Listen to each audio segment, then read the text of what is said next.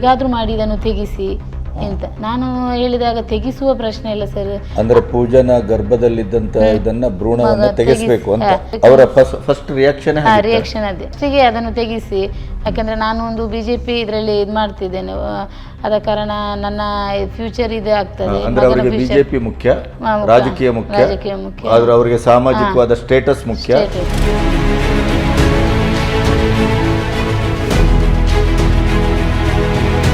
ಅಂತೇಳಿ ಆ ದಿವಸನೇ ನೈಟ್ 10,000 ಅಕೌಂಟಿಗೆ ಬೇರೆ ಹಾಕಿದ್ದಾರೆ ಆಪರೇಷನ್ ಮಾಡಿಸಿ ಅಂತ. ಆ ಹುಡುಗನ ತಾಯಿ ಟೀಚರ್, ಅವರೊಂದು ಟೀಚರ್. ಆ ಟೀಚರ್ ಆಗಿ ಅವರಿಗೆ ಮಕ್ಕಳ ಇದು ಅರ್ಥ ಆಗಲಿಲ್ಲ. ಅಂದ್ರೆ ಅವರಿಗೆ ಹೆಣ್ಣು ಮಗಳು ಒಬ್ಳು ಇದ್ದಾರೆ, ಅವರು ಅರ್ಥ ಮಾಡ್ಕೊಳ್ಬೇಕಿತ್ತು. ಅಂದ್ರೆ ಬೇರೆಯವ್ರ ವಿಷಯದಲ್ಲಿ ಟೀಚರ್, ಅವರ ವೈಯಕ್ತಿಕ ವಿಚಾರ ಬಂದಾಗ ಅವರು ಟೀಚರ್ ಆಗಿರುವುದಿಲ್ಲ.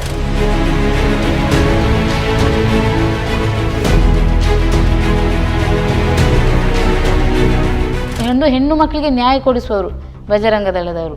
ಕೊಡಿಸಿ, ನನ್ನ ಹೆಣ್ಣು ಮಕ್ಕಳಿಗೆ ನ್ಯಾಯ ಕೊಡಿಸಿ. ದೇವರೇ ಕಳಿಸಿದ್ದು ಅಂತ ಹೇಳಬೇಕು ನಂಜುಂಡಿ ಸರ್ ನಮಗೆ. ಅವ್ರು ಬಂದ ನಂತರ ನಾನು ಈ ಇದರಲ್ಲಿ ಇದ್ದೇನೆ ಅಂತ ಹೇಳಿದ್ರೆ ಅವರೇ ಸರ್.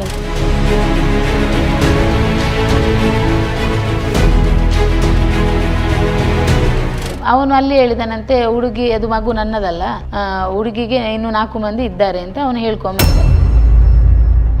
ಅವ ತಪ್ಪು ಮಾಡಿದಾನೆ, ಅವ ಮದುವೆ ಆಗಬೇಕು, ಆ ಮಗುಗೆ ತಂದೆ ಆಗಬೇಕು, ನ್ಯಾಯ ಸಿಗಬೇಕು, ಅಷ್ಟೇ ನನಗೆ ಬೇಕಾದ್ರು. ತೆಗಿಸ್ಲಿಕ್ಕೆ ನಾನು ರೆಡಿ ಇಲ್ಲ.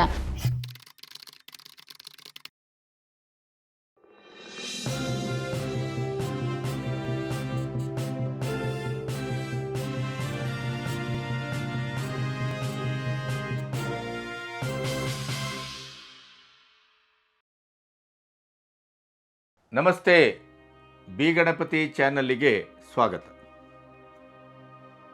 ಈ ಅಂಡರ್ ಏಜಿನವರು 18ರಿಂದ 20 ಒಳಗಿನ ಈ ವಯಸ್ಸಿನ ಹುಡುಗರು ಹುಡುಗಿಯರು ಎಂತೆಂಥ ಅನಾಹುತವನ್ನು ಪ್ರೀತಿಯ ಹೆಸರಿನಲ್ಲಿ ಮಾಡಿಕೊಳ್ತಾರೆ ಅನ್ನೋದಕ್ಕೆ ಪುತ್ತೂರಿನ ಕೃಷ್ಣ ಮತ್ತು ಪೂಜಾ ಅವರ ಪ್ರಕರಣ ಒಂದು ಬಹಳ ದೊಡ್ಡ ನಿದರ್ಶನ ಅಂತ ನಾನು ಭಾವಿಸ್ತೇನೆ. ಈಗಾಗಲೇ ನೀವು ಅಲ್ಲಲ್ಲಿ ಈ ಪ್ರಕರಣವನ್ನು ಗಮನಿಸಿರ್ತೀರಿ, ಆದರೆ ಮುಖ್ಯವಾದಂಥ ಮಾಧ್ಯಮಗಳಲ್ಲಿ ಇನ್ನೂ ಅದು ಪ್ರಚುರಪಟ್ಟಿಲ್ಲ. ಕಾರಣ ಧರ್ಮಸ್ಥಳದ ಒಂದು ಪ್ರಕರಣದ ಅಬ್ಬರವು ಅದಕ್ಕೆ ಒಂದು ಸಮಯವನ್ನು ಒದಗಿಸಿಲ್ಲ ಅಂತ ನಾನು ಭಾವಿಸ್ತೇನೆ. ಪೂಜಾ ಈಗ 20 ವರ್ಷ, ಪದವೀಧರೆ. ಅವಳು ವಿಶ್ವಕರ್ಮ ಸಮುದಾಯದ ಅತ್ಯಂತ ಕೆಳಮಧ್ಯಮ ವರ್ಗದ ಒಂದು ಕುಟುಂಬದಿಂದ ಬಂದವಳು. ತಂದೆಯಲ್ಲೋ ಚಿನ್ನದ ಕೆಲಸ ಮಾಡಲಿಕ್ಕೆ ಹೋಗ್ತಾರೆ, ತಾಯಿ ಒಂದು 10-11,000ಕ್ಕೆ ಅಲ್ಲಿ ಆಸ್ಪತ್ರೆಯಲ್ಲಿ ಕೆಲಸ ಮಾಡ್ತಾರೆ. 2 ಮಕ್ಕಳು, ಪೂಜಾ ದೊಡ್ಡವಳು, ಇನ್ನೊಂದು ಸಣ್ಣವಳು. ಈ ಪೂಜಾ ಮತ್ತು ಕೃಷ್ಣ ಇವನು ಬ್ರಾಹ್ಮಣ ಸಮುದಾಯದವನು, ಪುತ್ತೂರಿನ ಜಗನ್ ಶ್ರೀನಿವಾಸ ರಾವ್ ಅನ್ನುವ ಬಿಜೆಪಿ ಮುಖಂಡರ ಮಗ. ಇವನ ತಾಯಿ ಟೀಚರು. ಇವರ ಮಧ್ಯೆ 7 ವರ್ಷಕ್ಕೂ ಹೆಚ್ಚಿನ ಗಾಢವಾದಂಥ ಪ್ರೀತಿ. ಆ ಪ್ರೀತಿ ಹಾಗೆಯೇ ಕಾಲೇಜ್ ದಿನಗಳಿಗೂ ಮುಂದುವರೆದಾಗ ಬದುಕಬೇಕು, ಬಾಳಬೇಕು, ಸಂಸಾರ ಮಾಡಬೇಕು, ಈ ಥರದ ಕನಸನ್ನು ಕಟ್ಟಿದಂಥ ಕೃಷ್ಣ ಮತ್ತು ಪೂಜಾ. ಹೆಚ್ಚು ಪೂಜಾ, ಯಾಕೆಂತಂದರೆ ಪೂಜಾ ಅವಳ ಇವತ್ತಿನ ಸ್ಥಿತಿಯಲ್ಲಿ ಅವಳು ನಮ್ಮ ಕರಳು ಕತ್ತರಿಸುವ ಹಾಗೆ ಮಾತಾಡುವ ಆ ರೀತಿ ನೀತಿ, ಅದರ ಒಟ್ಟು ಮತಿತಾರ್ಥ ಏನು ಅಂತಂದರೆ ಕೃಷ್ಣ ಹುಡುಗಾಟಿಕೆಯಿಂದ ಈ ಎಲ್ಲ ಕೆಲಸಗಳನ್ನು ಮಾಡಿದ್ದಾನೆ. ಪೂಜಾ ಈಗ ಒಂದು ಮಗುವಿನ ತಾಯಿ. ಇವರು ಮಾಡಿಕೊಂಡ ಅಧ್ವಾನಗಿರಿ ಯಾವ ಮಟ್ಟಕ್ಕೆ ಬಂದಿದೆ ಅಂತಂದರೆ ಪೂಜಾ ಇವತ್ತು 20ನೇ ವರ್ಷದಲ್ಲಿ ಒಂದು ಮಗುವಿನ ತಾಯಿ. ಆದರೆ ನಾನು ತಂದೆಯಲ್ಲ, ನಾನು ತಂದೆಯ ಜವಾಬ್ದಾರಿಯನ್ನು ಹೊರಲಿಕ್ಕೆ ಸಿದ್ಧವಾಗಿಲ್ಲ ಅಂತ ಹೇಳಿ ಈಗ ಕೃಷ್ಣ ಜೈಲಲ್ಲಿದ್ದಾನೆ.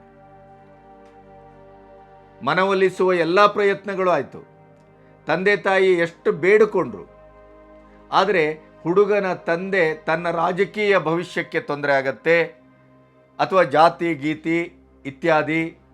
ತಾಯಿ ಟೀಚರ್ ಆಗಿ ಶಾಲೆಯಲ್ಲಿ ಪಾಠ ಮಾಡ್ತಾರೆ, ಆದರೆ ಇಲ್ಲಿ ಹೆಜ್ಜೆ ಹೆಜ್ಜೆಗೆ ಮಗುವಿಗೆ 7.5 ತಿಂಗಳಾಗಿದೆ. ಇವಳಿಗೆ ಮಧ್ಯದಲ್ಲಿ ಎಲ್ಲೋ ಒಂದು ಕಡೆ ಮೆನ್ಸಸ್ಸು ಆಚೆ ಈಚೆ ಆಗ್ತಾ ಇತ್ತು ಅನ್ನುವ ಕಾರಣಕ್ಕಾಗಿ ಇವರ ಈ ಮುಗ್ಧತೆ, ಈ ಸಣ್ಣ ಏಜು, ಅನನುಭವ ಅದು ಯಾವುದೂ ಅದು ಅರಿವಿಗೆ ಬರಲಿಲ್ಲ. ಅರಿವಿಗೆ ಬರುವಾಗ ಮಗುವಿಗೆ ಹಾರ್ಟ್ ಬೀಟ್ ಆರಂಭ ಆಗಿದೆ. ಆವಾಗಲೂ ಕೂಡ ಹುಡುಗಿನ ತಂದೆ ಮತ್ತು ತಾಯಿ ಇನ್ನಿಲ್ಲದ ಹಾಗೆ ಭಯ ಮತ್ತು ಬಲಾತ್ಕಾರವನ್ನು ಬಳಸಿ ಅಬಾರ್ಷನ್ ಮಾಡುವ ಪ್ರಯತ್ನವನ್ನು ಮಾಡಿದ್ದಾರೆ. ಹುಡುಗ ಮೊದಲು ನಾನು ಮದುವೆ ಆಗ್ತೇನೆ ಅಂತ ಹೇಳಿದವನು ಕೊನೆಗೆ ಆ ಮಗುವಿಗೆ ತಂದೆಯೇ ನಾನಲ್ಲ ಅನ್ನುವ ದುಷ್ಟತನವನ್ನು ಮೆರೆದಿದ್ದಾನೆ. ಅದಕ್ಕಿಂತ ಮುಖ್ಯವಾಗಿ ಪುತ್ತೂರಿನ ಪ್ರಜ್ವಲ್ ರೇವಣ್ಣನೇ ಇವನು ಅನ್ನುವ ಪ್ರಶ್ನೆ ನನ್ನನ್ನು ಕಾಡಿತು. ಯಾಕೆಂತಂದರೆ 7 ವರ್ಷದಿಂದ ಗಾಢವಾಗಿ ಪ್ರೀತಿಸಿದಂಥ ಈ ಕೃಷ್ಣ ಮತ್ತು ಪೂಜಾ, ಆ ಪೂಜಾ ಎಂಥ ಮುಗ್ಧ ಹುಡುಗಿ ಅನ್ನೋದನ್ನು ನೀವು ಈ ಮುಂದಿನ ಸಂದರ್ಶನದಲ್ಲಿ ಅವಳು ಮಾತಾಡುವಾಗ ನಿಮ್ಗೆ ಅರ್ಥ ಆಗುತ್ತೆ. ಈಗಿನ ಕಾಲದ ಈ ನಗರೀಕೃತ ವ್ಯವಸ್ಥೆಯ ಹುಡುಗಿಯರ ಆ ಯಾವ ಸ್ವಭಾವವು ಅವಳಲ್ಲಿ ಇದೆ ಅಂತ ನಾನು ಭಾವಿಸೋದಿಲ್ಲ. ಅದರ ಅರ್ಥ ಅವಳು ಮಾಡಿದ್ದ ಸರಿ ಅಂತಲೂ ಅಲ್ಲ. ಒಂದು ಹೆಣ್ಣಾಗಿ ತನ್ನ ಬೌಂಡ್ರಿಯನ್ನು ಗಮನಿಸಬೇಕಿತ್ತು. ಬಡತನದಿಂದ ಬಂದಿದ್ದೇನೆ, ನನ್ನ ತಂದೆ ತಾಯಿ ನನಗೋಸ್ಕರ ಹಗಲು ರಾತ್ರಿ ಹೊಟ್ಟೆ ಬಟ್ಟೆ ಕಟ್ಟಿ ನನ್ನನ್ನು ಓದಿಸ್ತಾ ಇದ್ದಾರೆ, ನಾನು ಇಂಥ ಕೆಲಸವನ್ನು ಮಾಡಬಾರ್ದಿತ್ತು, ಈ ಪ್ರಶ್ನೆಯನ್ನು ಕೇಳಿದೆ. ಆದರೆ ಅದಕ್ಕೆ ಅವಳು ಕೊಟ್ಟ ಉತ್ತರ ಭಯಾನಕವಾಗಿತ್ತು. ಕೃಷ್ಣ, ನಾನು 7 ವರ್ಷದ ಪ್ರೀತಿಯನ್ನು ಮದುವೆಯಾಗಿ ನಿನ್ನನ್ನು ಬದುಕಿಸಿಕೊಳ್ಳುವವರೆಗೆ ಮುಂದುವರಿಸಬೇಕು ಅಂತಾದರೆ ನೀನು ನನಗೆ ದೈಹಿಕವಾಗಿ ಸಿಗಬೇಕು, ನಾನು ದೈಹಿಕವಾಗಿ ನಿನ್ನನ್ನು ನಾನು ಉಪಯೋಗಿಸ್ಕೋಬೇಕು, ನೀನು ಅದಕ್ಕೆ ಒಪ್ಪಬೇಕು, ಇಲ್ಲದೇ ಇದ್ದರೆ ಬ್ರೇಕಪ್, ನಾನು ನಿನ್ನನ್ನು ಮದುವೆ ಆಗೋದಿಲ್ಲ. ಈ ಪೂಜಾ ಅವನಲ್ಲೇ ಜೀವ ಇಟ್ಟಿದ್ದಾಳೆ, ಅವನೇ ನನ್ನ ಬದುಕು, ಅವನೇ ನನ್ನ ಭವಿಷ್ಯ ಅಂತ ಭಾವಿಸಿದ್ದಾಳೆ.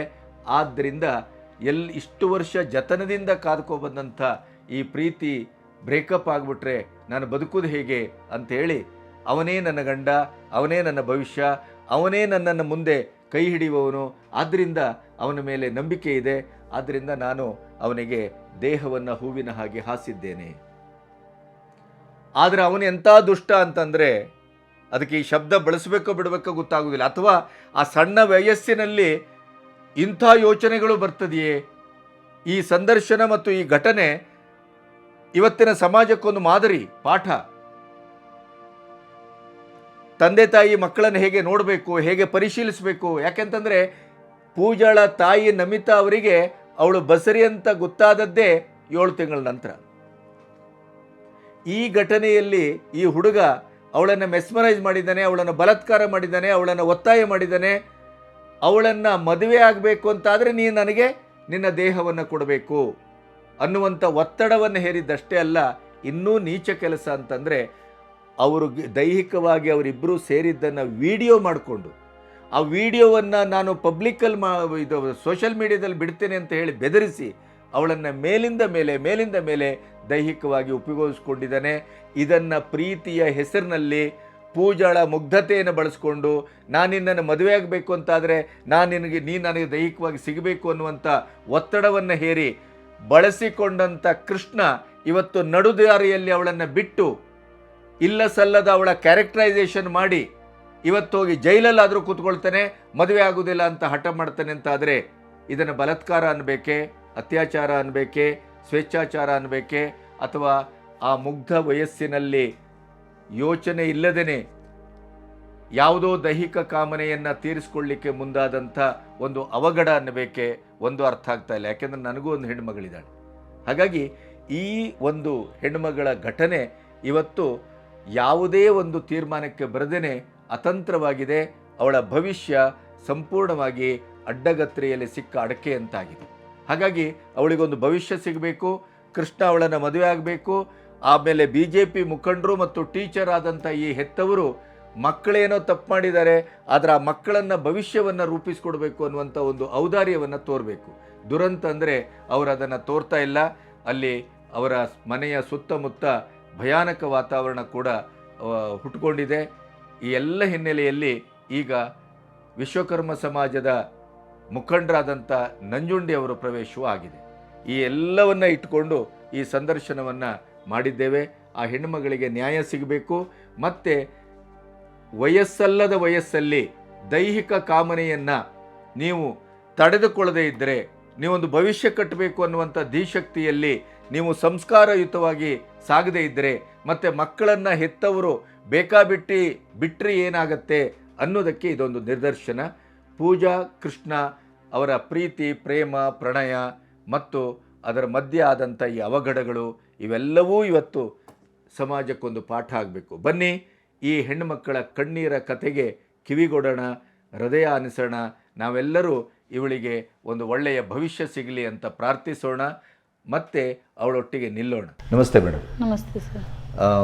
ಈ ವಿಚಾರದಲ್ಲಿ ಸತ್ಯವಾಗೂ ನಿಮ್ಮನ್ನು ಕೆದಕ್ತಾ ಅಥವಾ ಮಾತಾಡ್ತಾ ಹೋಗುವಂಥದ್ದು ಒಂದು ರೀತಿಯ ನನಗೂ ಹಿಂಸೆನೇ, ಇದು ಬೇಸರ ಕೂಡ.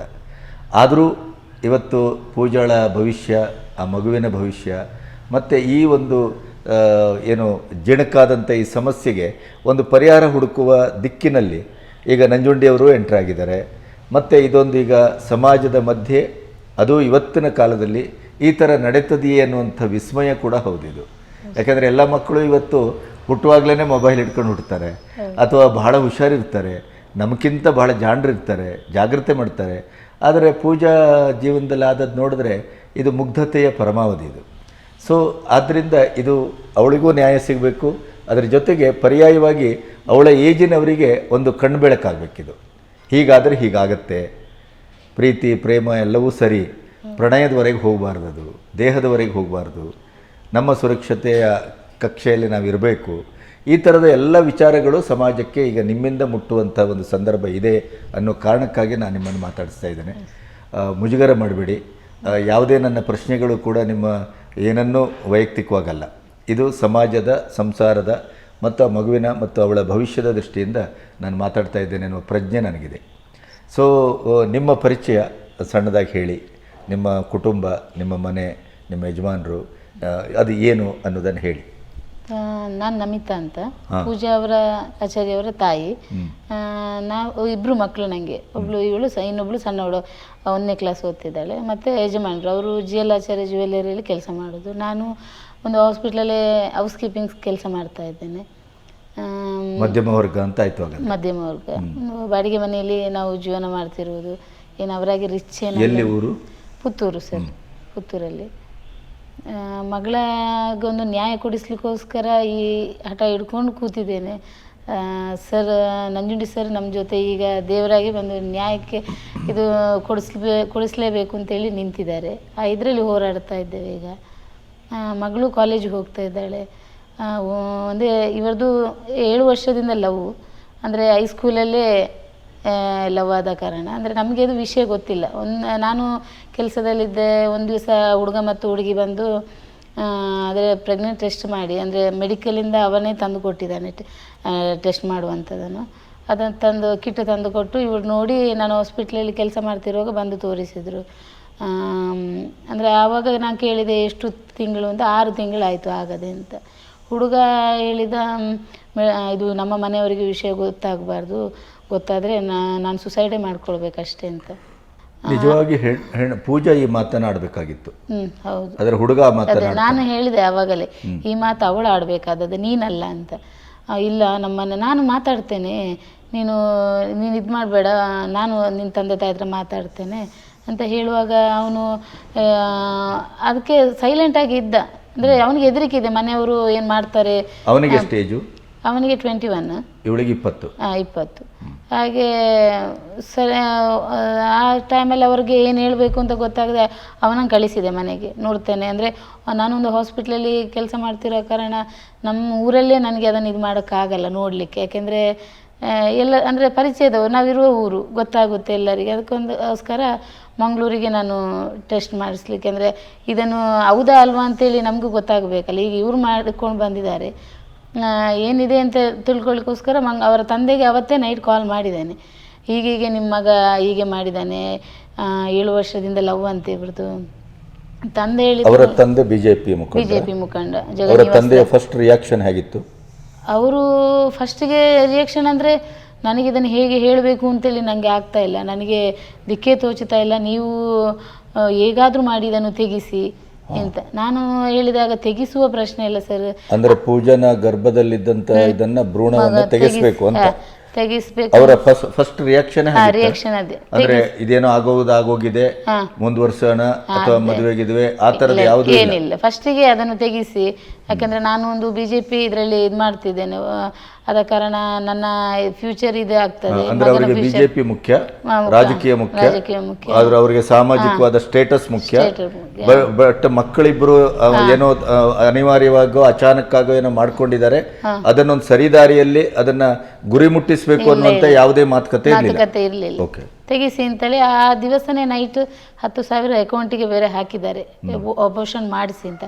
ನಾನು ಅಬೋರ್ಷನ್ ಮಾಡಿಸಿ ಅಂತ ದುಡ್ಡು ಹಾಕಿದ್ದಾರೆ. ನಾನು ಮತ್ತೆ ಅಥೇನಾ ಹಾಸ್ಪಿಟ್ಲಿಗೆ ಹೋಗಿದ್ದೇವೆ ಮಂಗಳೂರಿಗೆ, ಆ ಹುಡುಗನನ್ನು ಕರ್ಕೊಂಡೇ ಹೋಗಿದ್ದೇವೆ.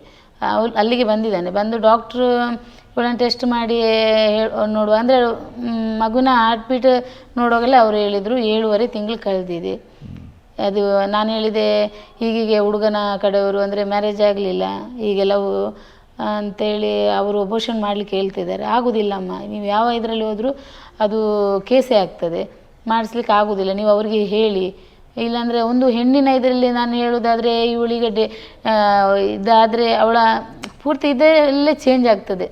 ಅಂದರೆ ಅವಳು ತಾಯಿ ಆಗುವಾಗ ಯಾವ ಇದೆಲ್ಲ ಬರ್ತದೆ ಅದೆಲ್ಲ ಬರ್ತದೆ. ನೆಕ್ಸ್ಟ್ ಅವಳು ಮದುವೆ ಮಾಡಿ ಕೊಡಬೇಕಾದ್ರೂ ನಿಮಗೆ ಅಲ್ಲಿ ಇದು ಬರ್ತದೆ, ಅಂದರೆ ಮಾನಸಿಕವಾದ ಹಿಂಸೆ ಮತ್ತೆ ಭಾವನಾತ್ಮಕವಾದಂಥ. ಏನಂದರೆ ಡಾಕ್ಟರ್ ಅಷ್ಟು ವಿವರಿಸಿದ್ರು ನಮ್ಮ ಹತ್ರ. ಲಾಸ್ಟಿಗೆ ಅದನ್ನು ಇದು ಮಾಡಿ ನಾನು ಹುಡುಗನನ್ನು ಕಳಿಸಿದೆ, ನೀನು ಹೋಗು, ಅವನು ಆಗ್ತದಲ್ಲ ಇದು ಅಬೋರ್ಷನ್ ಮಾಡ್ಲಿಕ್ಕೆ ಆಗ್ತದೆ. ಹುಡುಗನ ಫಸ್ಟ್ ರಿಯಾಕ್ಷನ್ ಅಬೋರ್ಷನ್ ಮಾಡಿಸಿ, ಯಾಕಂದ್ರೆ ಮನೆಯಲ್ಲಿ ಒಪ್ತಾ ಇಲ್ಲ ಹಾಗೆ ಅಂತ ಹೇಳ್ತಿದ್ದ. ಪೂಜಾ, ನಾನು ಇದರ ಮಧ್ಯೆ ಕೇಳೋದು, ಎಷ್ಟು ಕಾಲದ ಹಿಂದಿನಿಂದ ಆದದ್ದಿದು ನಿಮ್ಮ ಲವ್ ಆರಂಭ, ಅಥವಾ ನಿಮಗೆ ಕನೆಕ್ಷನ್ ಆದದ್ದು, ಒಟ್ಟಿಗಾದದ್ದು, ನೀವು ಪರಿಚಿತರಾದದ್ದು, ಅಲ್ಲಿಂದ ಶುರು ಮಾಡಿ ನೀವು ಹೇಗೆ ಎಲ್ಲಿಂದ ಆರಂಭ ಆಯಿತು? ಹೈಸ್ಕೂಲಿಂದ ಒಂದೇ ಕ್ಲಾಸಲ್ಲಿ ಇದ್ವಿ 3 ವರ್ಷ. 8ಲ್ಲಿ ನಾರ್ಮಲ್ ಆಗಿದ್ವಿ, 9ಲ್ಲಿ ಅವ್ನು ಪ್ರಪೋಸ್ ಮಾಡಿದ ನನಗೆ. ಮತ್ತು ಹಾಗೆ ಮಾತಾಡ್ಕೊಂಡಿದ್ವಿ. PU ಅಲ್ಲಿ ಸಹ ಹಾಗೆ ನಾರ್ಮಲ್ ಆಗಿ ಮಾತಾಡಿ ಕೆಲವೊಮ್ಮೆ ಮೀಟ್ ಆಗ್ತಿದ್ವಿ, ಹಾಗೆ ಹೋಗಿ ಬರ್ತಿದ್ವಿ ಅಷ್ಟೇ. ಮತ್ತು ಡಿಗ್ರಿ ಆದ ನಂತರ ಇದು ಸ್ಟಾರ್ಟ್ ಆದದ್ದು ಅಂತೇಳಿ, ಫಿಸಿಕಲ್ ಆಗಿ ಬಂದದ್ದು. ನಾನು ಒಂದು ಮಾತು ಕೇಳಿದರೆ ತಪ್ಪು ತಿಳ್ಕೊಬಾರ್ದು.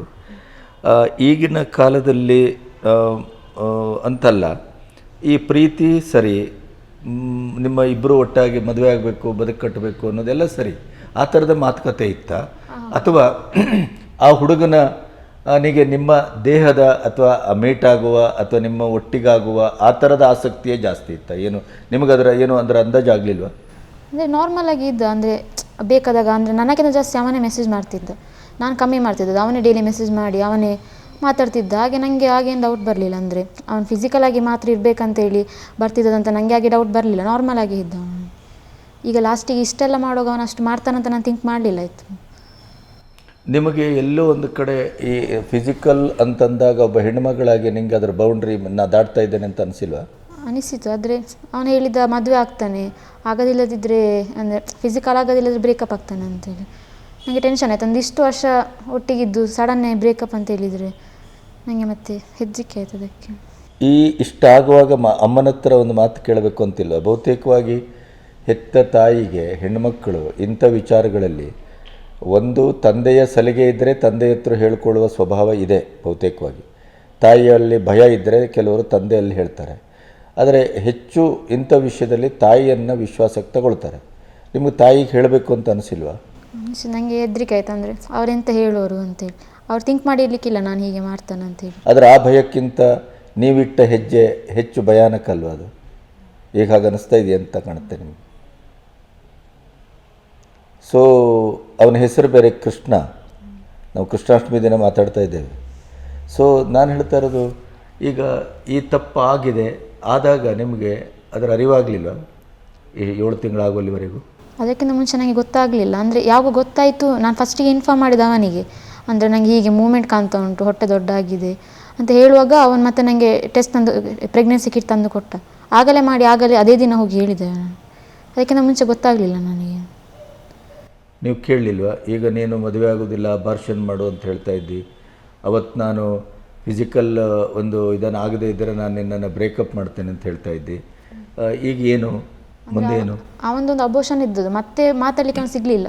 ಮತ್ತೆ ನೆಕ್ಸ್ಟ್ ಮಾತಾಡುವಾಗ ಅವನು ಅಂದರೆ ಮದುವೆನೇ ಆಗೋದಿಲ್ಲ, ಮಗು ನನ್ನದಲ್ಲ ಅಂತೆಲ್ಲ ಹೇಳಿದ. ಅವನ ಹತ್ರ ಮಾತಾಡೋ ಇದರಲ್ಲಿ ಮೈಂಡ್ಸೆಟ್ಟಲ್ಲಿ ಅವನಿಲ್ಲ ಇತ್ತು. ಅವನು ಫುಲ್ ಕನ್ವರ್ಟ್ ಆಗಿದ್ದ, ಅಂದರೆ ಫುಲ್ ಚೇಂಜ್ ಆಗಿದ್ದ. ನಾ ಮಾತಾಡೋದನ್ನು ಕೇಳ್ತಿಲ್ಲ. ನಾನು ಎಂತ ಹೇಳಿದ್ರು ಇಲ್ಲ ಅವಳು ಸುಳ್ಳು ಹೇಳ್ತಿದ್ದಾಳೆ ಅಂತ ಹೇಳಿದ. ನಿಮಗೆ ಈಗ ಅನ್ನಿಸ್ತದ ಯಾವಾಗ ದೇಹದವರೆಗೆ ಬಂತೋ ಅಲ್ಲಿಂದ ಒಬ್ಬ ಹುಡುಗ ಈ ಪ್ರೀತಿಸುವ ಗಾಢತೆಯಲ್ಲೂ ಬದಲಾಗ್ತಾನೆ ಅಂತ ಅನ್ನಿಸ್ತು ಆ ಥರದ್ದೇನಾದ್ರು ಫೀಲಿಂಗ್ ಆಗ್ತಾ ಇದೆಯಾ ನಿಮಗೆ? ಯಾಕಂದರೆ ನಿಮ್ಮ ಹಾಗೆ ತುಂಬ ಜನ ಈ ದಾರಿಯಲ್ಲಿದ್ದಾರೆ, ಅದಕ್ಕಾಗಿ ಕೇಳೋದು ನಾನು. ಬಹುತೇಕವಾಗಿ ಪ್ರೀತಿಸ್ತಾರೆ, ಎಲ್ಲವನ್ನೂ ಮಾಡ್ತಾರೆ, ಅವರ ಅಲ್ಟಿಮೇಟ್ ಗೋಲು ಅದೇ ಆಗಿರ್ತದೆ. ಒಂದು ಸರಿ ಅದು ಸಿಕ್ಕಿತು ಅಂತಂದಮೇಲೆ ಕೊನೆಗೆ ಅವರು ರೈಟ್ ಅಬೌಟ್ ಟರ್ನ್ ಆಗೋದೇ ಜಾಸ್ತಿ.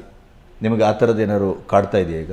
ಹೌದು, ಹಾಗೆ ಅನಿಸ್ತಾ ಉಂಟು. ಅಂದರೆ ಅವನಿಗೆ ಬೇಕಾದಾಗ ಯೂಸ್ ಮಾಡಿ ಈಗ ಇಲ್ಲಿ ಚೇಂಜ್ ಆದ ಅಂತೇಳಿ. ತಪ್ಪು ಮಾಡಿದ್ದೇನೆ ಅಂತ ಅನಿಸ್ತಾ ಇದೆಯಾ ಮೇಡಮ್? ಆಮೇಲೆ ಮುಂದೆ ಏನು ಮಾಡಿದ್ರಿ? ಮುಂದೆ ಅದೇ ಅಥೇನಾ ಹಾಸ್ಪಿಟ್ಲಿಗೆ ಹೋಗಿದ್ವು, ಅಲ್ಲಿ ಆಗೋದಿಲ್ಲ ಅಂತ ಹೇಳಿದರು.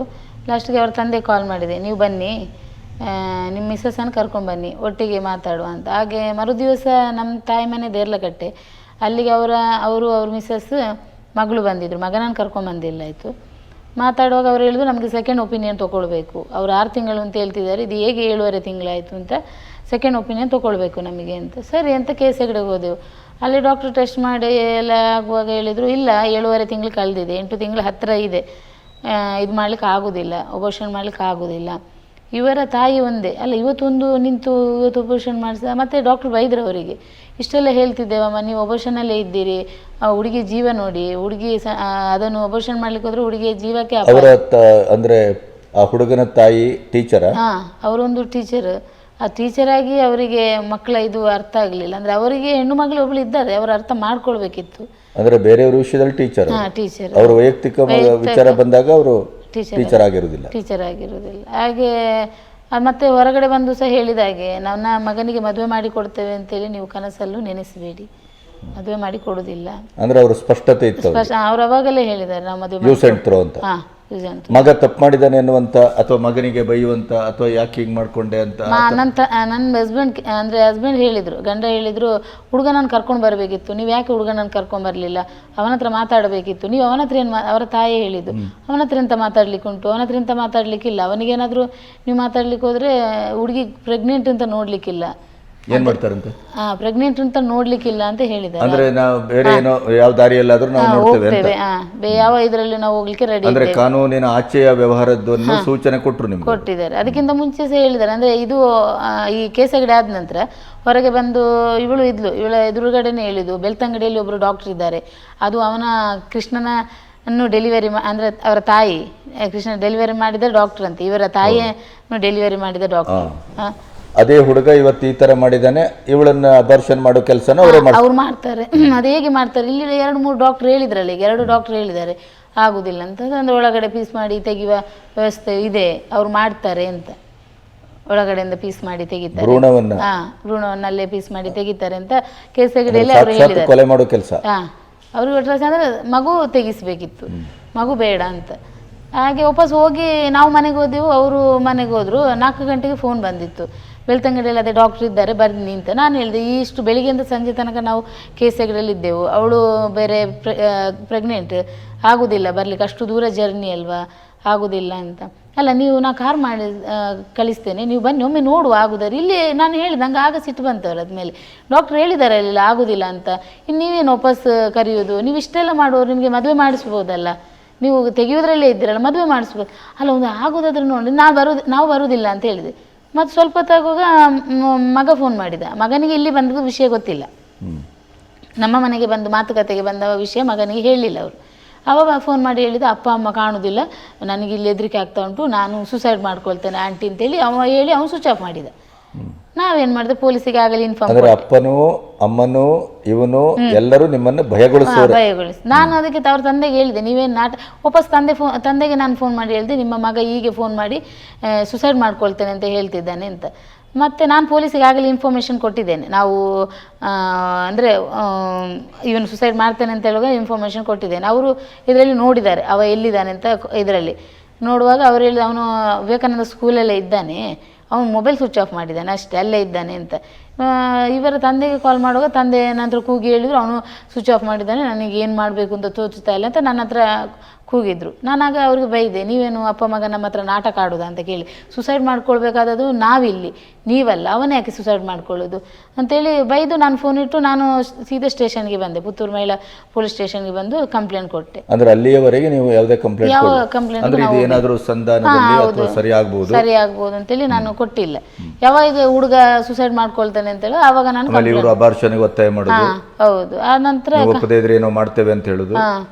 ಆ ನಂತರ ಕಂಪ್ಲೇಂಟ್ ಕೊಟ್ಟೆ.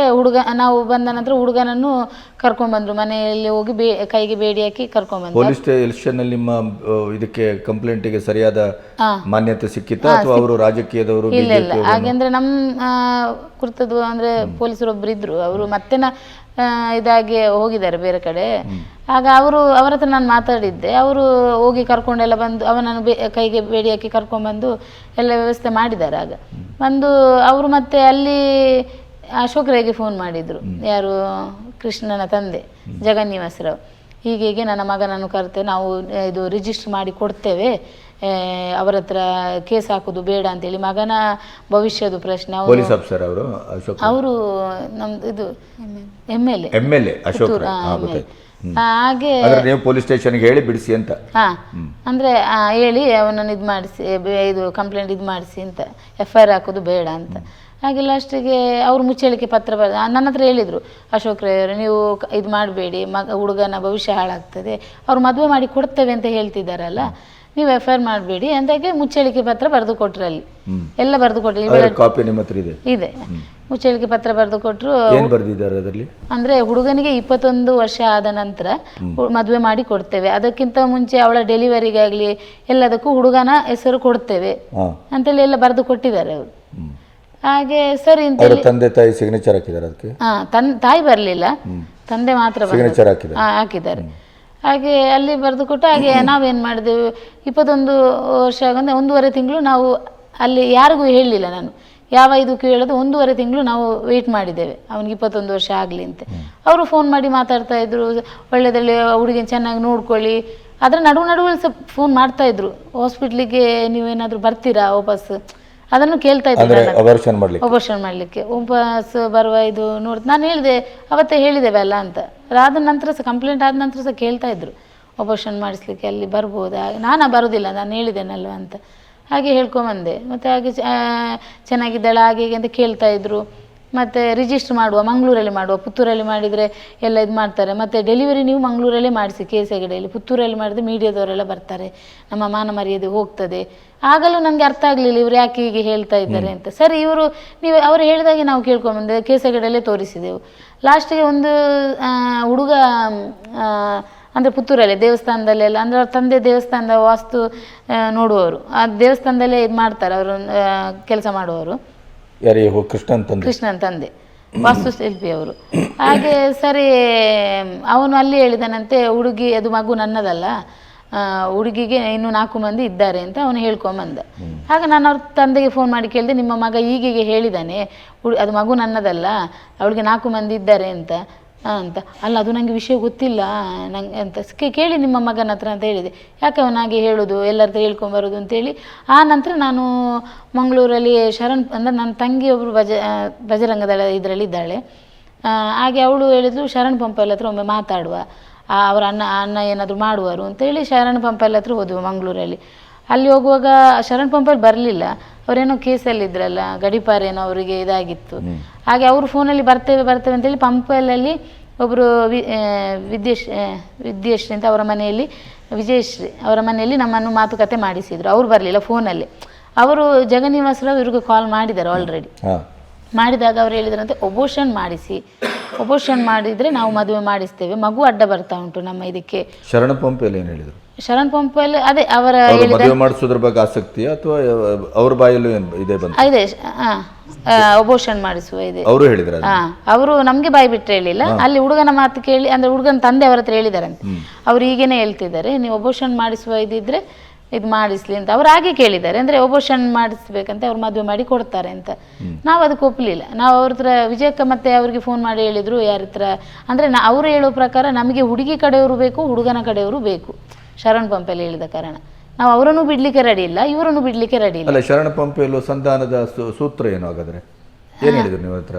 ಅವರು ಹೇಳುದು ಮದುವೆ ಮಾಡಿಸ್ತೇನೆ ಅಂತ ಹೇಳಿಲ್ಲ ಅವರು? ಇಲ್ಲ, ಏನು ಇದು ಕೊಟ್ಟಿಲ್ಲ ನಮಗೆ, ಮದುವೆ ಮಾಡಿಸ್ತೇನೆ ಅಂತ. ನಮ್ಗೆ ಇಬ್ರು ಬೇಕು, ಇವರು ಬೇಕು, ನಮಗೆ ನಾವು ಬೇಕು.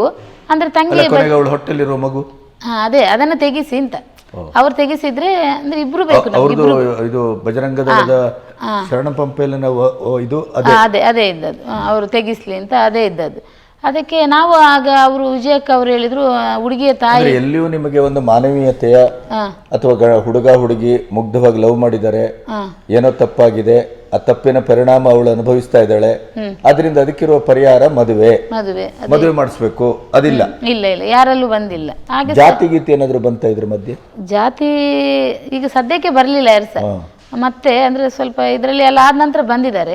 ಅಂದ್ರೆ ಈಗ ಅದಾದ ನಂತರ ವಿಜಯಕ್ಕ ಅವರು ಹೇಳಿದ್ರು, ಹುಡುಗಿ ತಾಯಿ ಸ್ಟ್ರಾಂಗ್ ಇದ್ದಾರೆ, ಹುಡುಗಿ ತಾಯಿ ಮಗು ತೆಗಿಸ್ಲಿಕ್ಕೆ ರೆಡಿ ಇಲ್ಲ. ವಿಜಯಕ್ಕ ಅವರು ಸಹ ಅಂದ್ರೆ ಅವರು ತುಂಬಾ ಈ ತರ ಕೇಸ್ ಇದು ಮಾಡಿದ್ದಾರೆ, ಅಂದ್ರೆ ಹೆಣ್ಮಕ್ಳಿಗೆ ನ್ಯಾಯ ಕೊಡಿಸಿದ್ದಾರೆ. ಅವರು ಅಂದ್ರೆ ಅವರು ಸಹ ಹೇಳಿದ್ರು, ಈಗ ಮದುವೆಯಾಗಿ ಅವನು ಚಂದ ನೋಡ್ಕೊಳ್ತಾನ, ನಾಳೆ ಅವಳಿಗೆ ಟಾರ್ಚರ್ ಮಾಡಿದ್ರೆ ಅಲ್ಲ ನಾವು ವಿವರಿಸಿ. ಅಂದರೆ ನಾನು ಹೇಳಿದೆ ಸರಿ, ಅದೆಲ್ಲ ಸರಿ, ಆದರೆ ನಾನು ಇದಕ್ಕೆ ಮಾಡಲಿಕ್ಕೆ ನಾನು ರೆಡಿ ಇಲ್ಲ. ಅವ ತಪ್ಪು ಮಾಡಿದ್ದಾನೆ, ಅವ ಮದುವೆ ಆಗಬೇಕು, ಆ ಮಗುಗೆ ತಂದೆ ಆಗಬೇಕು, ನ್ಯಾಯ ಸಿಗಬೇಕು, ಅಷ್ಟೇ ನನಗೆ ಬೇಕಾದದ್ದು. ತೆಗಿಸ್ಲಿಕ್ಕೆ ನಾನು ರೆಡಿ ಇಲ್ಲ. ಆಗ ಅವ್ರು ಫೋನ್ ಮಾಡಿ ಇವರಿಗೆ ಹೇಳಿದ್ರು, ಯಾರಿಗೆ, ಶರಣ್ ಪಂಪಲ್ಲಿಗೆ, ಹುಡುಗಿ ತಾಯಿ ರೆಡಿ ಇಲ್ಲ, ಅವ್ರು ಸ್ಟ್ರಾಂಗ್ ಆಗಿದ್ದಾಗ. ಮತ್ತೆ ವಿಜಯಕ್ಕೆ ಹೇಳಿದರು, ನಾನು ನಿಮ್ಮ ಜೊತೆ ಇದ್ದೇನೆ, ನೀವು ಇಷ್ಟು ಸ್ಟ್ರಾಂಗಲ್ಲಿ ನಿಲ್ಲುವುದಾದ್ರೆ ನಾನು ನಿಮ್ಮ ಜೊತೆ ಇದ್ದೇನೆ ಅಂತ ಅವ್ರು ನಮಗೆ ಇದು ಕೊಟ್ಟಿದ್ದಾರೆ, ಭರವಸೆ ಕೊಟ್ಟಿದ್ದಾರೆ. ಇದ್ದಾರೆ ಅವರು, ಅಂದ್ರೆ ಹಸ್ಬೆಂಡ್ ಡೆತ್ ಆದ ಕಾರಣ ಈಗ ಇದರಲ್ಲಿ ಇದ್ದಾರೆ ಅವರು. ನನ್ನ ಜೊತೆ ಕೈ ಜೋಡಿಸಿದ್ದಾರೆ ಅವರು, ನ್ಯಾಯ ಕೊಡಿಸ್ತೇವೆ ಅಂತ. ಆದ ನಂತರ ನಾವು ವಾಪಸ್ ಬಂದೇವೆ, ಅಲ್ಲಿ ನಮಗೆ ನ್ಯಾಯ ಸಿಕ್ಕಿಲ್ಲ. ಸರಿ, ಮತ್ತೆ ಶರಣ್ ಪಂಪಲ್ ಪುತ್ತೂರಲ್ಲಿ ಬಜರಂಗದಳ ಮುರಳಿ ಆಸ್ತ ಅಂತಾರೆ, ಅವರಿಗೆ ಫೋನ್ ಮಾಡಿಸಿ ನನ್ನನ್ನು ಕರೆಸಿದ್ರು ವಾಪಸ್ ಬಜರಂಗದಳಕ್ಕೆ. ಅಂದರೆ ಹುಡುಗಿಯ ತಾಯಿ ಹತ್ರ ಮಾತಾಡಿ ನೋಡಿ, ಮಗು ತೆಗಿಸಿ. ಅವರು ನನ್ನ ಹತ್ರ ಮಾತಾಡೋ ಪ್ರಕಾರ ಅಂದರೆ ಹುಡುಗಾಟಿಕೆ ಆಡಿದ್ದಾನೆ, ಅವ ಟೈಮ್ ಪಾಸ್ ಲವ್ ಮಾಡಿದ್ದಾನೆ, ಒಂದು ಹುಡುಗಾಟ ಇದರಲ್ಲಿ ಆಡಿದ್ದಾನೆ. ಹುಡುಗಾಟ ಆಡಿರ್ಬೋದು, ಮಗು ಹುಡುಗಾಟಕ್ಕೊಂದು ಇತಿಮಿತಿ ಇಲ್ಲ. ನಾನು ಹೇಳಿದ್ದೇನೆ, ಹುಡುಗಾಟ ಆಡಿ ಒಟ್ಟಿಗೆ 7.5 ತಿಂಗಳಾಗಿದೆ, ಮಗುವಿಗೆ 7.5 ತಿಂಗಳಾಗಿದೆ. ಇದನ್ನು ಹುಡುಗಾಟ ಅಂತ ಹೇಳಲಿಕ್ಕೆ ಆಗೋದಿಲ್ಲ ಅಲ್ಲ. ಅವ ಈಗ ಎಂತ ಅಂದರೆ ಮದುವೆಗೆ ಅವು ಒಪ್ಪುತ್ತಾನೆ ಇಲ್ಲ ಅಂತೆ. ನಾನು ಹೇಳಿದೆ, ಒಪ್ಪದಿದ್ರೆ ಏನು ಮಾಡ್ಲಿಕ್ಕೆ ಆಗೋದಿಲ್ಲ, ಅವನು ಒಪ್ಪಲೇಬೇಕು. ಈ ಆಗೋದಿಲ್ಲ ಅಂತ ಹೇಳಿದ್ರೆ ಸಾಧ್ಯ ಇಲ್ಲ. ನೀವು ಒಂದು ಹೆಣ್ಣು ಮಕ್ಕಳಿಗೆ ನ್ಯಾಯ ಕೊಡಿಸುವವರು ಬಜರಂಗ ದಳದವರು, ಕೊಡಿಸಿ, ನನ್ನ ಹೆಣ್ಣು ಮಕ್ಕಳಿಗೆ ನ್ಯಾಯ ಕೊಡಿಸಿ ಅಂತ ಹೇಳಿದೆ. ಅದಕ್ಕೆ ಅಲ್ಲ ನಾವು ಇದು ಮಾಡ್ತೇವೆ, ಅವನು ಒಪ್ಪದಿದ್ರೆ ನಾವೆಂತ ಮಾಡಿ, ಅವನು ಹಿಡ್ಕೊಂಡ್ಬಂದು ಹೊಡೆದು ನಮಗೆ ನ್ಯಾಯ ಕೊಡಿಸ್ಲಿಕ್ಕೆ ಆಗೋದಿಲ್ಲ ಅಂತ ಹೇಳಿದರು. ಅದಕ್ಕೆ ನಾನು ಹೇಳಿದೆ, ಅದು ಸರಿ, ಆದರೆ ಆ ಇದರಲ್ಲಿ ಇಲ್ಲ, ಇದು ಅಂತ ಮುಗ್ದಿದೆ. ಇದು ಹುಡುಗಾಟಿಗೆ ಮಗು ಡೆಲಿವರಿ ಆಗ್ಲಿಕ್ಕೆ ಆಗಿದೆ. ನೀವೀಗ ಕೊಡಿ ಎಲ್ಲ. ಪ್ರಾಯಶಃ ಈ ಸ್ಥಿತಿಯನ್ನ ನೋಡಿದ್ರೆ ಇವರು ಸುದೀರ್ಘವಾಗಿ ದೈಹಿಕ ಸಂಪರ್ಕದಲ್ಲಿ ಇದ್ದಾರೆ ಅನ್ನೋದು ಬಹುಶಃ ಗೊತ್ತಾಗುತ್ತೆ. ಹುಡುಗಾಟಿಗೆ ಅಂದ್ರೆ ಹುಡುಗಾಟಿಗೆ ಒಂದು ಮಿತಿ ಇದೆ. ಹೌದು, ಆ ಮಿತಿ ಮೀರಿ ಹೋಗಿದೆ, ಇನ್ನು ಏನು ಮಾಡ್ಲಿಕ್ಕೆ ಆಗುದಿಲ್ಲ. ಅದು ಅವರಿಗೆ ಅವರ ಮನೆಯವರಿಗೂ ಹೇಳಿದ್ದಾರೆ, ಅವರ ಮನೆಯವರು ಅದು ಹಾಗೆ ಫೋನ್ ಮಾಡಿ ಸಹ ಹೇಳಿದ್ದಾರೆ, ಅಂದ್ರೆ ತೆಗಿಸ್ಲಿ. ಅವರ ಮನೆಯವರು ಅಂದ್ರೆ ಜಗನ್ನಿವಾಸರಾವ್ ಇವರಿಗೆ ಮುರಳಿ ಹಸ್ತಾಂತರಿಗೆ ಫೋನ್ ಮಾಡಿ ಹೇಳಿದ್ದಾರೆ, ಅಂದರೆ ಮಗು ತೆಗಿಸ್ಲಿ, ನಾವು ಲಕ್ಷಗಟ್ಟಲೆ ಬೇಕಾದರೆ ಹಾಕಿ ಮದುವೆ ಮಾಡಿಸ್ಲಿಕ್ಕೆ ರೆಡಿ ಇದ್ದೇವೆ. ಮಗು ಅಡ್ಡ ಬರ್ತಾ ಉಂಟು, ಫ್ಯಾಮಿಲಿಗೆಲ್ಲ ಗೊತ್ತಾದರೆ ನಮ್ಮ ಮಾನ ಮರ್ಯಾದೆ ಹೋಗ್ತದೆ, ನಾವು ಒಂದು 8 ಲಕ್ಷ ಎಲ್ಲ ಕೊಡ್ತೇವೆ, ಅವ್ರು ಮಗು ತೆಗಿಸ್ಲಿ ಅಂತ. ಒಂದು 8 ಅಲ್ಲ, 1 ಕೋಟಿ ಕೊಟ್ಟರು ನಾನು ತೆಗಿಲಿಕ್ಕೆ ರೆಡಿ ಇಲ್ಲ, ನಾನು ತೆಗಿಯೋ ಇದರಲ್ಲೇ ಇಲ್ಲ. ಅವ ಮದುವೆ ಆಗಬೇಕು, ಯಾಕೆ ಆಗೋದಿಲ್ಲ? ಪೂಜಾ ಅವಳ ನಿನ್ನ ಅಭಿಪ್ರಾಯವೂ ಹಾಗೆ ಇತ್ತಾ? ಈಗ ಮಗು ತೆಗಿಸೋದು ಬೇಡ, ನಾನು ಮದುವೆ ಆಗಬೇಕು, ಸಂಸಾರ ಮಾಡಬೇಕು ಅವಾಗ. ಅಂದ್ರೆ ಅವನು ಹೇಳುವಾಗ ಇವಳು ಸ್ವಲ್ಪ ಇದಾಗಿದ್ಲು, ಯಾಕೆಂದ್ರೆ ಒಪ್ಪುತ್ತಾ ಇಲ್ಲ. ಯಾಕೆ ಅಂದ್ರೆ ಡಿಸ್ಟರ್ಬ್ ಆಗಿದ್ಲು, ಅಂದ್ರೆ ಎಂತ ಮಾಡುದು, ನಾನು ಈ ಮಗುವನ್ನು ಸಣ್ಣದು. ಮತ್ತೆ ನಾನು ಧೈರ್ಯ ಕೊಟ್ಟೆ, ಅದು ಯಾಕಂದ್ರೆ ಇದು ಆಗದ ವಿಷಯ, ತೆಗಿಸುದು ಅದು ಆಗದ ವಿಷಯ. ಅವ ಮದುವೆ ಆಗ್ಲೇಬೇಕು, ಮಾಡಿದ ತಪ್ಪಿಗೆ ನೀವಿಬ್ರು ಸೇರಿ ಇದು ಮಾಡಿದಿರಿ, ಆ ತಪ್ಪು ಇಬ್ರು ಅನುಭವಿಸ್ಬೇಕಲ್ವಾ? ಇಬ್ರಲ್ಲೂ ತಪ್ಪಾಗಿದೆ. ಅವನನ್ನು ಒಬ್ಬನೇ ಹೇಳ್ತಿಲ್ಲ, ಮಗಳು ಓದೋದು ತಪ್ಪೆ, ನಾನು ಅದನ್ನು ಇದು ಮಾಡ್ತಾ ಇಲ್ಲ. ಹೌದೌದು, ನೀವು ಹೇಳಿ ಸರಿ ಇದೆ. ಈಗ ಇವಳು ಆಲೋಚನೆ ಮಾಡ್ಬೇಕಿತ್ತು ಹೋಗುವಾಗ, ಅಂತಕ್ಕೆ ಹೋಗುವಾಗ ಇವಳು ಹುಡುಗನಕ್ಕಿಂತ ಹೆಚ್ಚು ಹುಡುಗಿಯರು ಅದನ್ನ ಒಂದು ತಾಯಿ ಹತ್ರ ಹೇಳ್ಬೇಕಿತ್ತು. ಅದೇನು ಮಾಡಿಲ್ಲ ಅವಳು. ನಮಗೆ ವಿಷಯ ಗೊತ್ತಿಲ್ಲ, ನಾವು ಇವಳಿಗೆ ಕಲಿಸಿದಂದ್ರೆ ಎಜುಕೇಶನ್ 4.5 ಲಕ್ಷ ಎಜುಕೇಶನ್ ಲೋನ್ ಮಾಡಿ ಕಲಿಸಿದ್ವಿ. ನಾವು ತಿನ್ನದಿದ್ರು ಪರವಾಗಿಲ್ಲ, ಅವಳು ಡಾಕ್ಟರ್ ಆಗಬೇಕು ಅಂತ ಹೇಳ್ತಿದ್ಲು, ಕಲಿಯೋದ್ರಲ್ಲಿ ಒಳ್ಳೆ ಇದರಲ್ಲಿ. ನಾನೊಂದು ಮಾತು ಕೇಳ್ತೇನೆ, ಅಪ್ಪ ಎಲ್ಲೋ ಜ್ಯುವೆಲರಿಯಲ್ಲಿ ಕೆಲಸ ಮಾಡ್ತಾರೆ, ಅಮ್ಮ ಅಲ್ಲಿ ಹಾಸ್ಪಿಟ್ಲಲ್ಲಿ ಎಷ್ಟು ಕಷ್ಟದಲ್ಲಿ ಕೆಲಸ ಮಾಡ್ತಾರೆ ಅಂತ ಗೊತ್ತು ನಿನಗೆ. ಒಂದು ಬದುಕು ಎಷ್ಟು ದುರ್ಧರವಾಗಿದೆ. ಇಂಥ ಸಂದರ್ಭದಲ್ಲಿ ನಾನು ಇಂಥ ಹೆಜ್ಜೆಯನ್ನು ಇಟ್ಟರೆ ನನ್ನ ತಂದೆ ತಾಯಿಗೆ, ನನ್ನ ಸಂಸಾರಕ್ಕೆ, ಅದರ ಪರ್ಯಾಯವಾಗಿ ನಿಮ್ಮ ಸಮಾಜಕ್ಕೆ ಏನು ಆಗ್ಬೋದು, ಇದು ಎಂಥ ಕೆಟ್ಟ ಸಂದೇಶ ಹೋಗ್ಬೋದು, ಅದು ಈ ಥರದ ಯೋಚನೆನೇ ಬರಲಿಲ್ಲ.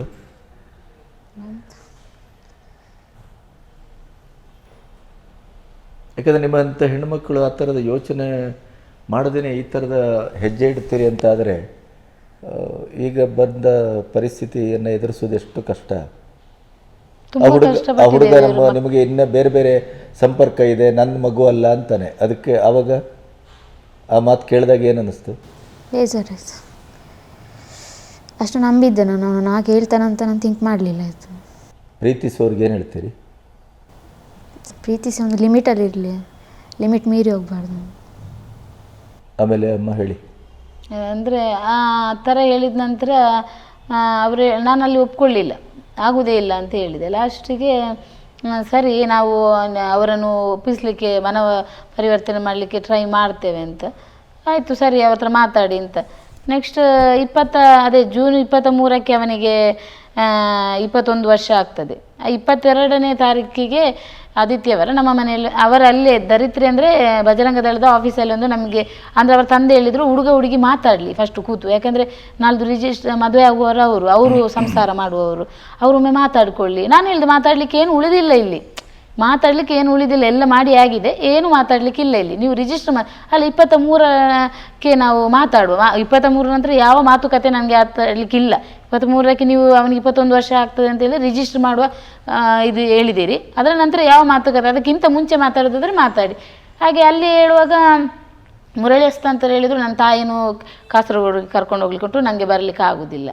ಸರಿ ನಮ್ಮ ಮನೆಗೆ ಬರಲಿ ಅಂತ ಹೇಳಿದೆ. ನಮ್ಮ ಮನೆಗೆ ಅವರ ತಾಯಿ ಬರಲಿಲ್ಲ, ಅದರಲ್ಲಿ ತಾಯಿ ಇಲ್ಲ, ಅವರ ಅಣ್ಣನ ಹೆಂಡತಿ ಮತ್ತು ಇಬ್ಬರು ಬಜರಂಗ ದಳದವರು ಬಂದಿದ್ದರು.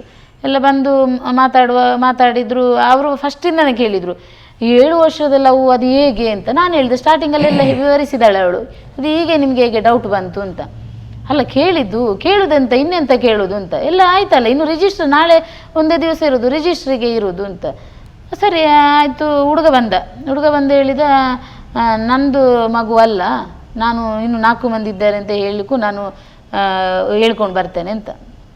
ಆವಾಗ ನಮಗೆ ಸಿಟ್ಟು ಬಂತು, ಹುಡುಗನ ಮೇಲೆ ನಾವು ಯಾವ ಕೈ ಮಾಡಲಿ, 1-2 ಇದರಲ್ಲಿ ಬೈದಿದ್ದೇವೆ ಹೊರತು ಹೊಡಿಲಿಕ್ಕೆ ಇಷ್ಟುವರೆಗೆ ಹುಡುಗನ ಯಾವುದೇ ಇದು ಕೈ ಮಾಡಲಿಕ್ಕೆ ನಾವು ಹೋಗಿಲ್ಲ. ಹಾಗೆ ಅವ ಹೇಳಿ ಆಗ ಹೋದ. ತಂದೆ ಹೇಳಿದರು ಇದು ನೀವು ಹೀಗೆ ಇದು ಮಾಡಿ ಊರು ಬಿಟ್ಟು ಓಡಿಸ್ಲಿಕ್ಕೂ ನಾವು ಇದು ಮಾಡ್ತೇನೆ, ಹಣ ಕೊಡ್ತೇನೆ, ನೀವು ಊರು ಬಿಟ್ಟು ಹೋಗಿ ಅಂತ ನಮಗೆ ಬೆದರಿಕೆ ಆಗಿ ಊರು ಬಿಟ್ಟು ಹೋಗಿ. ಮುಖಂಡರು ದೇವಸ್ಥಾನದಲ್ಲಿ ತಾಯಿ ಟೀಚರು. ನಾನು ಹೇಳಿದೆ ನಿಮಗೆ ದುಡ್ಡು ಕೊಡ್ತೇವೆ, ಊರು ಬಿಟ್ಟು ಹೋಗಿ. ನಾನು ಅದಕ್ಕಿಂತ ಮುಂಚೆ ಕೇಳಲಿಲ್ವಾ ನೀವು? ಇದು ಅಲ್ಲ, ಇದೊಂದು ಸಿನಿಮಾ ಕಥೆನಾ ಬದುಕ? ಅದೇ ನಾನು ಹೇಳಿದೆ, ಅದಕ್ಕಿಂತ ಮುಂಚೆ ನಾನು ಕೇಳಿದ್ದೇನೆ ಅವತ್ತು, ಭೂಷಣ ನೀವೊಂದು ದೇವಸ್ಥಾನದಲ್ಲಿ ಒಂದು ಕೆಲಸ ಮಾಡುವವರು, ನೀವು ನಿಮ್ಮ ಬಾಯಿಯಲ್ಲಿ ಹೀಗೆ ಮಾಡಿ ಮಗುವನ್ನು ತೆಗೆಸಿ ನೀವು ಹೇಗೆ ಇದರಲ್ಲಿ ಇದು ಮಾಡ್ತೀರಿ, ದೇವಸ್ಥಾನದ ಕೆಲಸ ಹೇಗೆ ಮಾಡ್ತೀರಿ, ಆ ದೇವರು ನಿಮ್ಮನ್ನು ಮೆಚ್ಚುವನ, ಆ ಮಾಲಿಂಗೇಶ್ವರ ನಿಮ್ಮನ್ನು ಮೆಚ್ಚುವನ ಒಂದು ಮಗುವನ್ನು ತೆಗೆದು, ಹಾಗೆಲ್ಲ ಆಗೋದಾದ್ರೆ ನೋಡುವ ಅಂತ. ಹಾಗೆ ನಾವು ಒಪ್ಪಲೇ ಇಲ್ಲ. ಎಲ್ಲ ಪ್ರಯೋಗ ನಡೆದಿದೆ. ಹಾಗೆ ಅದು ಲಾಸ್ಟ್. ಹಾಗೆ ಹೇಳಿ ಇವರು ಹೋಗಿದ್ದಾರೆ, ಯಾರು ಜಗನ್ನಿವಾಸರಾವ್ ಅವರೆಲ್ಲ ಹೋಗಿ ನಾನು ಮತ್ತೆ ಮುರಳಿ ಹಸ್ತಾಂತರ ನಡುವಲ್ಲಿದ್ದರು. ಇವರು ಹೋದ ನಂತರ ನಮ್ಮನ್ನೆಲ್ಲ ಬ್ಲಾಕ್ಗೆ ಹಾಕಿಟ್ರು, ನನ್ನ ಗಂಡನ ನನ್ನ ನಂಬರ್ ಎಲ್ಲ ಬ್ಲಾಕಿಗೆ. 23ಕ್ಕೆ ಮರುದಿವಸ ಅವನಿಗೆ 21 ವರ್ಷ ಆಗ್ತದೆ. ನಾವು ಕೇಳಲಿಕ್ಕೆ ಯಾರೂ ಇಲ್ಲ ಅಲ್ಲಿ, ಯಾಕೆಂದರೆ ಎಲ್ಲ ಬ್ಲಾಕ್ ಎಲ್ಲ ಹಾಕಿಟ್ಟಿದ್ದಾರೆ. ಮುರಳಿ ಹಸ್ತಾಂತರಿಗೆ ಕಾಲ್ ಮಾಡಿದ್ದೆವು. ಅವರು ಹೇಳಿದರು, ನಾನು ಹೇಳಿದೆ ಅವ್ರ ನಂಬರೆಲ್ಲ ಬ್ಲಾಕಲ್ಲಿ ಇಟ್ಟಿದ್ದಾರೆ, ನೀವು ನಡುವಲ್ಲಿ ಇದ್ದೀರಲ್ಲ, ನೀವು ಅವ್ರ ಹತ್ರ ಮಾತಾಡಿ. ಅವರು ಹೇಳಿದರು ಈಗ ಮಾತಾಡ್ತೇನೆ ಅಂತ ಹೇಳಿ ಅವರು ಕಾಲ್ ತೆಗಿತೆಲ್ಲ ಹಾಗೆ ಅಂತ ಏನೋ ಇದು ಮಾಡಿ ಲಾಸ್ಟಿಗೆ 23 ಹೋಯ್ತು, 24 ಬಂತು ತಾರೀಕು. 24 ಬಂದು ನಾನು ಹೇಳಿದೆ ರಾತ್ರಿ 8 ಗಂಟೆ ಒಳಗಡೆ ನಿಮಗೆ ಟೈಮ್ ಕೊಡ್ತೇನೆ, ಅವ್ರದ್ದು ಏನು ವಿಷಯ ಅಂತ ನನಗೆ ಹೇಳಬೇಕು ಅಂತ. 7:30 ತನಕ ಫಸ್ಟ್ ಟೈಮ್ ಕೊಟ್ಟೆ. ಅವರು ಫೋನ್ ತೆಗಿತಲ್ಲ, ಮತ್ತೆ ತೆಗೆದ್ರು. ಈಗ ಅವರು ಹೇಳ್ತಿದ್ದಾರೆ ಮಗ ಒಪ್ಪುತ್ತಾ ಇಲ್ಲ, ಅದಕ್ಕಿಂತ ಮುಂಚೆ ಒಪ್ಪಿಸ್ತೇನೆ ಅಂತ ಹೇಳ್ತಾರೆ ಬಜರಂಗ ದಳದವರು. ಬಜರಂಗ ಲಾಸ್ಟ್ಗೆ 8 ಗಂಟೆ ಆಗೋ ನಾನು ಹೇಳಿ ಸರಿ ಹೇಳಿ ಅಂತ, ಅವನು ಒಪ್ತಾನ ಇಲ್ವಾ ಅಂತ. ಇಲ್ಲ ಹುಡುಗ ಎಸ್ಕೇಪ್ ಆಗಿದ್ದಾನಂತೆ, ತಂದೆಗೆ ಗೊತ್ತಿಲ್ಲ ಇಲ್ಲಿ ಅಂತ. ಇನ್ನು ನಾವು ಮಾಡೋ ಪ್ರಯತ್ನ ಮಾಡಿದ್ದೇವೆ, ಇನ್ನು ನೀವು ಏನು ಮಾಡಬೇಕು ಅದನ್ನು ಮಾಡಿ. ಕೈ ತೊಳ್ಕೊಂಡ್ರು ನೀವು ಮಾಡೋದನ್ನು ಮಾಡಿ. ಸರಿ ನಾನು ಹೋದೆ, FIR ಹಾಕಿದೆ. FIR ಹಾಕಿದ ನಂತರ ಅಂದರೆ ನೀವು FIR ಹಾಕ್ಲಿಕ್ಕೆ ಮುಂದಾದದ್ರ ಹಿಂದೆ ಇಷ್ಟೆಲ್ಲ ಸಂಧಾನದ ಚಟುವಟಿಕೆ ಎಲ್ಲ ನಡೆದಿದೆ. ಅದು ಮತ್ತೆ ಅಲ್ಲದೆ ಕೊನೆಗೆ ನಿಮಗೆ ಬೇರೆ ಯಾವ ದಾರಿ ಇರಲಿಲ್ಲ. ಅಲ್ಲ, ಅಶೋಕ್ ರೈಗೂ ನಾನು ಫೋನ್ ಮಾಡಿದ್ದೆ, ಅಶೋಕ್ ರೈಗೂ ನಾನು ಫೋನ್ ಮಾಡಿದ್ದೆ FIR ಹಾಕೋ ಮುಂಚೆ. ಅವರು ನಡುವಲ್ಲಿ ಇದ್ರಲ್ಲ, ಹಾಗೆ ಅವರ ಹತ್ರ ಹೇಳಿದೆ. ಅವರು ಹೇಳಿದ ಕಾರಣ ಮುಚ್ಚಳಿಕೆ ಪತ್ರ ಬರೆದು ಕೊಟ್ಟದ್ದು. ಇಲ್ಲದಿದ್ದರೆ ಅಲ್ಲಿ ಒಂದು ಇದು ಅಂದರೆ ನಮ್ಮ ಧಾರ್ಮಿಕ ಇದರಲ್ಲಿ ಒಂದು ತಾಳಿ ಆದರೂ ಹೂವಿನ ಹಾರ ಆದರೂ ಹಾಕಬಹುದಿತ್ತು. ಈಗ ಹುಡುಗಿ ಅಂದರೆ ಅವನು 18 ವರ್ಷ ಇವಳಿಗೆ ಆಗಿದೆ, ಹಾಗಾದ್ರೂ ಒಂದು ಆಗ್ತಿತ್ತು, ರಿಜಿಸ್ಟರ್ ಮತ್ತೆ ಆಗ್ತಿತ್ತು, ಒಂದು ಇದಾದರೂ ಹಿಂದೂ ಸಂಪ್ರದಾಯ ಪ್ರಕಾರ ಆದರೂ ಒಂದು ಮದುವೆ ಆಗ್ತಿತ್ತಲ್ವಾ. ಹಾಗೆ ನಾನು ಅವ್ರಿಗೆ ಫೋನ್ ಮಾಡಿ ಹೇಳಿದೆ, ನೀವು ಹೇಳಿದ ಕಾರಣ ನಾನು ಮುಚ್ಚಳಿಕೆ ಪತ್ರ ಬರೆದು ಕೊಟ್ಟದ್ದು ಮೊನ್ನೆ. ಹಾಗೆ ಈಗ ಹುಡುಗ ಒಪ್ತಾ ಇಲ್ಲ, ಹುಡುಗ ಎಸ್ಕೇಪ್ ಆಗಿದ್ದಾನೆ, ನೀವೇ ನನಗೆ ಇದು ನ್ಯಾಯ ಕೊಡಿಸಬೇಕು.